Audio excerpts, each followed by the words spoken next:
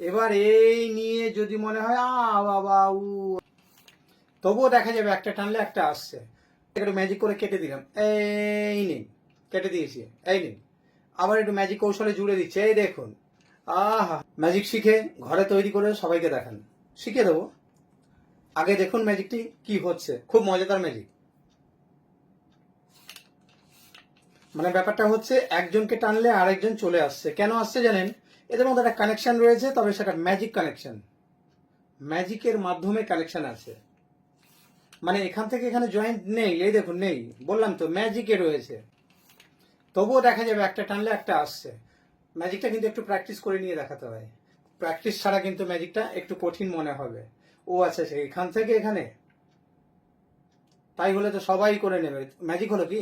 হ্যাঁ, আচ্ছা চলুন, ওখান থেকে একটু ম্যাজিক করে কেটে দিলাম, এই নিন, কেটে দিয়েছি, এই নিন।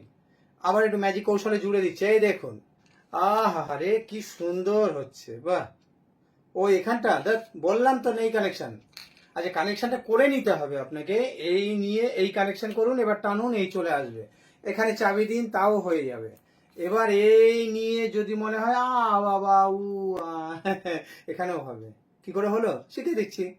ভালো লাগলে তৈরি করে নেবেন, সবাইকে দেখাতে পারবেন, আনন্দ পাবেন।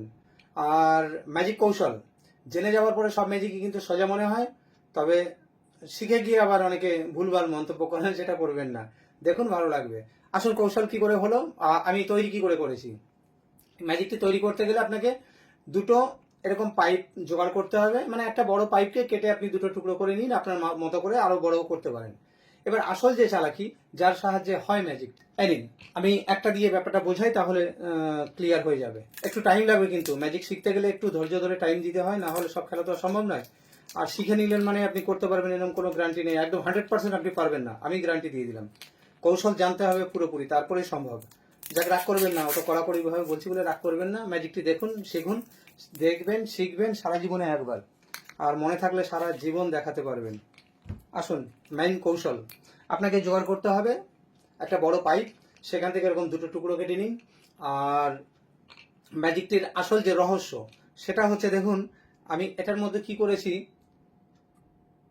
একটু ওয়েট কিছু, এটা সীসা দেওয়া আছে, মাছ ধরার যে সীসা হয়, এরকম জালের কাঠি বা কিছু একটা, এরকম একটু ওয়েট কিছু লাগবে। আর একটু সুতো লাগবে, একটু উল লাগবে।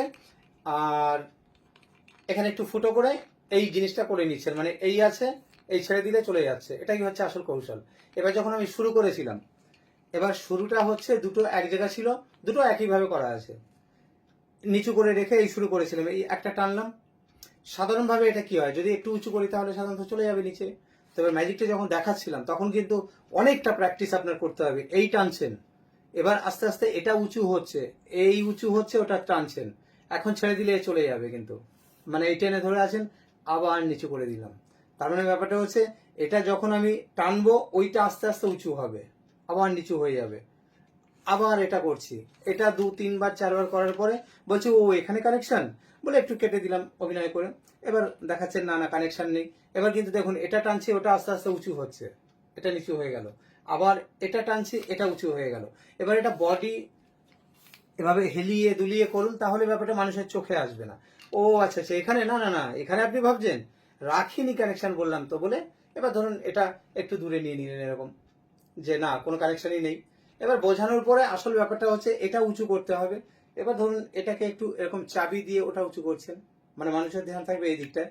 বা ওই একই ব্যাপার, এই হলো, এখানে ধরে একটু চাবি দিচ্ছি, তখন এটা আস্তে উঁচু করতে হবে। বা এখানে ধরে চাবি দিচ্ছেন, মানে এই ধরে আছেন, বলছে বোঝাতে পারলাম।